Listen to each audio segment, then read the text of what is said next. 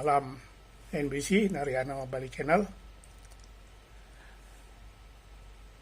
Kemarin saya menyaksikan pidato akhir tahun dari Gubernur Bali Wayan Koster lewat sebuah televisi di Denpasar, dan pidato beliau sangat menarik untuk disimak oleh masyarakat Bali, sehingga kita mengetahui apa program-program beliau dalam membangun Bali ke depan, dalam memimpin daerah ini bersama wakilnya Cok Aceh. Saudara-saudara, dalam pelaksanaan pembangunan Bali tentu juga banyak hambatan dan tantangan yang dihadapi oleh seorang pemimpin. Apalagi adanya COVID-19 yang melanda dunia termasuk Indonesia dan Bali selama tahun 2020. Pidato gubernur dengan tema Solid bergerak memasuki Bali era baru. Solid bergerak memasuki Bali era baru. Beliau menjelaskan arah kebijakan dan program bidang prioritas dalam pola pembangunan semesta berencana, yaitu bidang pertama, pangan, sandang, dan papan. Bidang kedua, kesehatan dan pendidikan.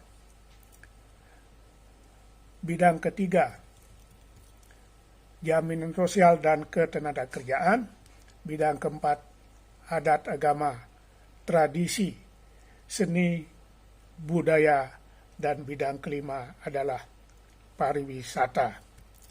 Saudara-saudara sekalian, sampai akhir tahun 2020, pemerintah Provinsi Bali di bawah pimpinan Gubernur Wayan Koster sudah dapat merampungkan 40 peraturan yang sangat-sangat strategis.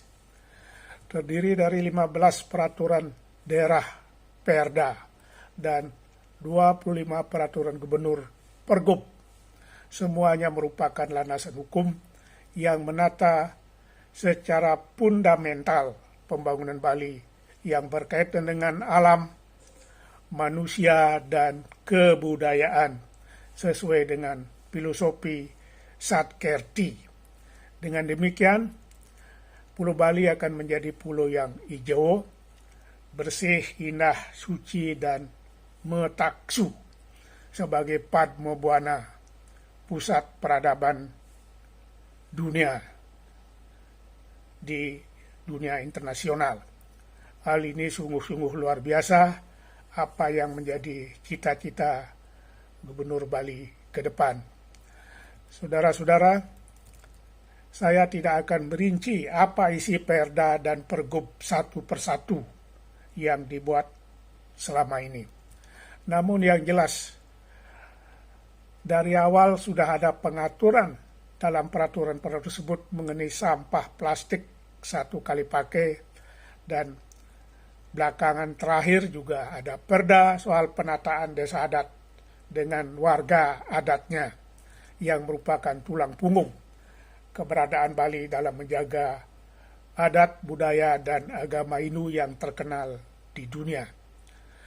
Salah satu yang membanggakan secara skala dan skala menurut Gubernur, selesainya dibangun kantor Majelis Desa Adat Provinsi Bali, dan selesainya kantor MDA di 6 kabupaten di Bali, yang merupakan tempat berkiprahnya para majelis desa adat yang mengatur tentang warga desa adat kita di bawah juga dinasan OPD, Dinas Desa Adat. Dalam menanggulangi pencegahan wabah COVID, saudara sekalian, Pemprov juga sudah menurunkan berbagai bantuan kepada masyarakat dalam berbagai bentuk, atas bantuan dari APBD Bali, APBN, dan juga pengusaha serta kalangan swasta yang ada di daerah kita. Dalam situasi menurunnya kemampuan anggaran akibat pandemi COVID-19, pemerintah Bali bersama pemerintah pusat tetap dapat merealisasikan sejumlah pembangunan infrastruktur darat, laut dan udara yang sangat strategis, fundamental sekaligus monumental. Jadi strategis, fundamental, dan monumental, seperti melanjutkan pembangunan shortcut Singaraja Menguitani titik 7 dan 8 di tahun 2021. Kedua, mulai melaksanakan pembangunan segitiga emas Pelabuhan Sanur, Nusa Penida, dan Nusa Ceningan yang akan selesai tahun 2022 dengan anggaran 555 miliar rupiah. Saudara-saudara sekalian, ketiga, tahun 2020 ini mulai juga pelaksanaan pembangunan pelindungan kawasan suci Besakeh, dimulai dengan pembebasan lahan dengan biaya 14 miliar rupiah.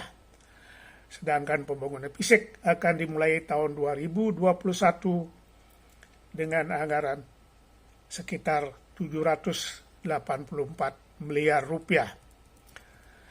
Keempat, tahun 2020 juga mulai pembangunan Pusat Kebudayaan Bali di Klungkung. Sekarang diawali dengan normalisasi Tukat Une. Kelima, melanjutkan pembangunan Bendungan Sidan di Kabupaten Badung, Bangli, dan Gianyar. Keenam, melanjutkan pembangunan Pasar Sukowati Gianyar. Ketujuh, tahun 2020 ini mulai pelaksanaan pembangunan renovasi lapangan sepak bola di Gianyar dan renovasi lapangan pendukung lainnya di Kabupaten Badung yang direncanakan sebagai tempat Piala Dunia usia 20. Kemudian berikutnya pembangunan Pelabuhan Benua sebagai Bali Maritime Tourism dengan anggaran dari Pelinud, 2 APBN dan Kementerian BUMN. Saudara-saudara sekalian, ke-9 atau yang terakhir, pengembangan kapasitas parkir pesawat dan terminal Bandara Ngurah Rai yang akan selesai tahun 2022. Itulah sejumlah pembangunan fisik dan non-fisik yang sudah dan akan dilaksanakan di Bali sampai saat ini, sebagaimana dilaporkan dalam pidato akhir tahun Bapak Gubernur Wayan Koster. Hal itu tentu juga berkat dukungan dan kebijaksanaan yang kuat dari Presiden Republik Indonesia Joko Widodo Jokowi beserta jajaran Kabinet Indonesia Maju.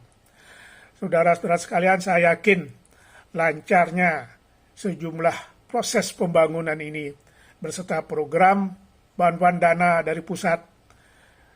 Saya yakin juga berkat pendekatan, lobby, dan komunikasi yang dilakukan oleh Gubernur Bali Wayan Koster beserta jajarannya. Kita berharap apa yang menjadi keinginan kita semua ini mendapat lindungan dari Ide Yang Widiwasa. Semoga semua program yang ingin dicapai berlangsung dengan sukses. Sekian, terima kasih. Salam NBC Narayana Bali Channel.